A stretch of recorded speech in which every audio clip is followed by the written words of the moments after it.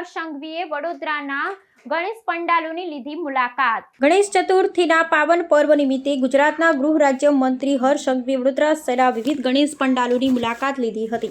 આ દરમિયાન તેમણે તંબોળી પોળ યુવક મંડળ દ્વારા ઓપરેશન સિંદૂર અને સ્વદેશી અપનાવો જેવી દેશભક્તિથી પ્રેરિત વિષયવસ્તુ પર આધારિત સજાવટની વિશેષ પ્રશંસા કરી હતી। આ પંડાલમાં વડાપ્રધાન નરેન્દ્ર મોદીની વડોદરા મુલાકાત દરમિયાન યોજાયેલી ઓપરેશન સિંદૂર સન્માન યાત્રાના દ્રશ્યોને આબેહૂબ રીતે જીવંત કરવામાં આવ્યા હતા, જેમાં વડાપ્રધાનનો કાફલો, સેનાના વાહનો અને મિસાઇલના નમૂનાઓનો સમાવેશ થતો હતો।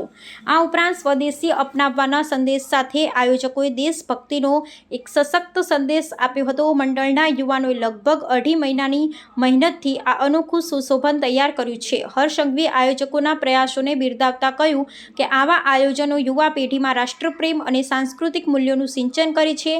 તેમણે વધુમાં જણાવ્યું કે રાજ્ય સરકાર દ્વારા શ્રેષ્ઠ વિષયવસ્તુ આધારિત ગણેશ પંડાલોને પ્રોત્સાહિત કરવા માટે 5 લાખ, 3 લાખ અને 1.5 લાખ રૂપિયાના પારિતોષિકની જાહેરાત કરવામાં આવી છે।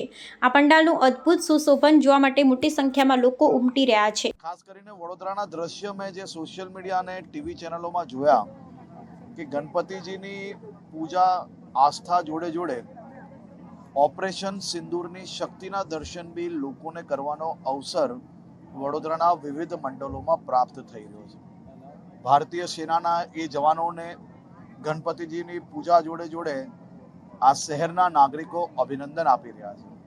સાથે સાથે સ્વદેશી અપનાવો એ થીમ પર બી અનેક જગ્યાઓ ઉપર ગણપતિજીના પંડાલો સજાવવામાં આવ્યા છે। આ ખૂબ અદ્ભુત પ્રયાસો છે। આ પંડાલોને હું અભિનંદન આપું છું। આસ્થાની જોડે જોડે દેશની સેનાની શક્તિના દર્શન બી વડોદરામાં થઈ રહ્યા છે।